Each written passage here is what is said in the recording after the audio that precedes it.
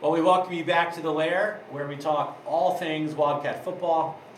I'm joined by my friend and colleague Luke Davis. I'm LB Graham, and today we're here to talk about the state quarterfinal where we play University City. And we already talked about how getting there is not enough. You know, it's a magical year. We're 12-0. It's been wonderful to see this journey, but having made 3 straight quarterfinals, we need to win.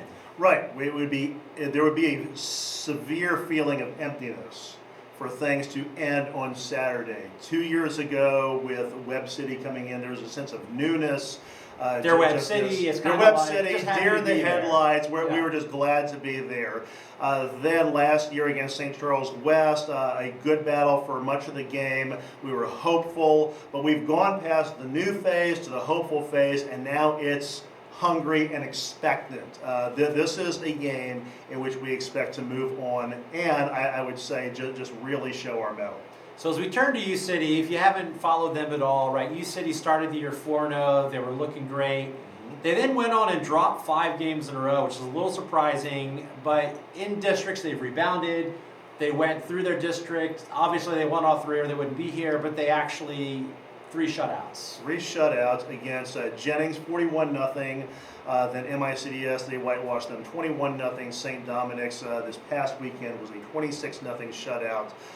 Overall, very impressive look. I mean, whenever you whitewash 3 opponents in a row, you're not going to complain about 12 this. quarters of shutout football is impressive. Yeah, and their offense is very workmanlike, very efficient. So they are the spread is an average of 29-0 in their 3 playoff games, which Post-Dispatch entirely right to write them up this past week in an article.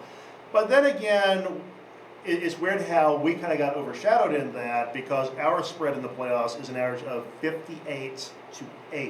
So we have averaged a point differential of 50 points in our 3 playoff games. We Yes. scored 63, 49, and 63. That's 25 touchdowns in 3 games. An average 50-point spread. That's pretty impressive. That's so amazing. When you've been doing your research on U City, what have you seen? Well, you don't see a whole lot of individual accolades, especially from the running back position.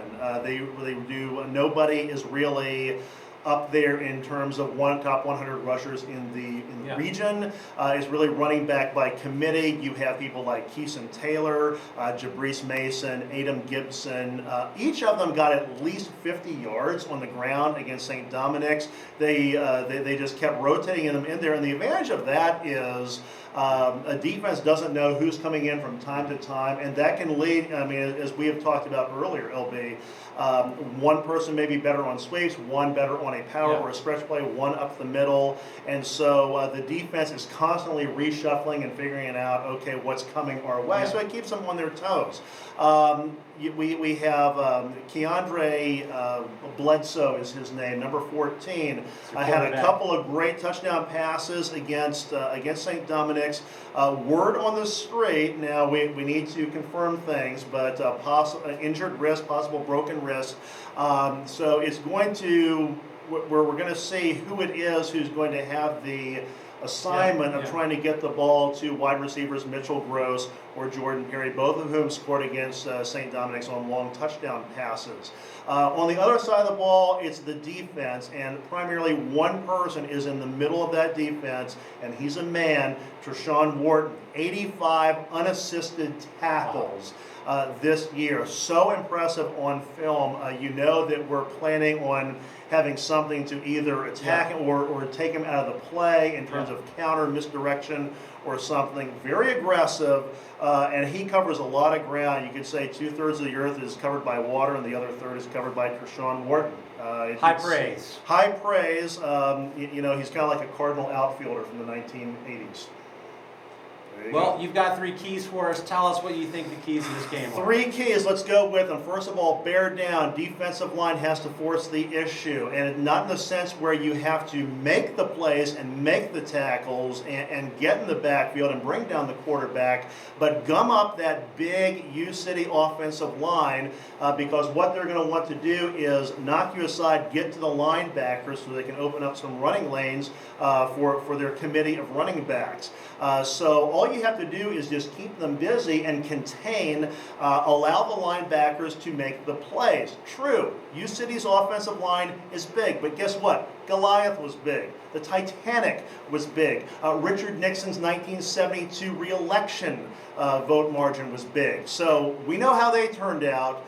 So hopefully the offensive line, the defensive line for Westminster can do the same thing to U-City's offensive front. Secondly, just like Journey would tell us, don't stop believing. This is our third game this year on natural grass. The first two that we had, MICDS and Christian High-Fallon, were the only ones where we faced double-digit deficits. Now we did come back and we did dominate. Started slow, but we came back. We did start slow, but one thing you notice is we weren't getting onto each other. We weren't getting discouraged. So we've seen this before. So the whole thing here is to keep that focus. We're 0-0, practically speaking, going to the game. So are they. Just weather the storm. You know you're going to get some athleticism and a lot of tenacity from U-City on both sides of the ball, but we have seen stuff like this before. Above all, multiply your encouragement to your teammates, much like Solomon multiplied his own wives. And then thirdly, utilize the entire arsenal. We've got playmakers, trust them, the ones that got you here. Looking back at the highlights of the last 2 weeks, Priory and also the Borgia game, you look at Conway, Sells, Hines, Hughes, and Webb. That's not a law firm. Those are our starting 4 wide receivers and our starting running back. And they each had at least one play over 50 yards. Wow. Within the last 2 weeks. So that's impressive, knowing they're all capable of big plays and breaking a big one. So spread the chances around. What U-City is going to need to do on defense is force us into a box. They're going to want to contain the game, shorten the field, cut it in half in terms of what we can do. So the sooner we rip open the box, much like I like to rip open a king-size Three Musketeers, the Lions will have a hard time containing the Wildcats. And again, as good as that defensive player is, as good as Wharton is, he's we've one got player. We've got 5 guys that can do this. It's going to be hard for him to slow them all down. So once again, the game is Saturday at 1 o'clock at University City. $6 admission. It is going to cost $6, but don't let that keep you away. Bring your friends. We need a crowd that'll be loud and vocal. Let's go Wildcats. Let's advance to the semis. Hope to see you there on Saturday. See you then.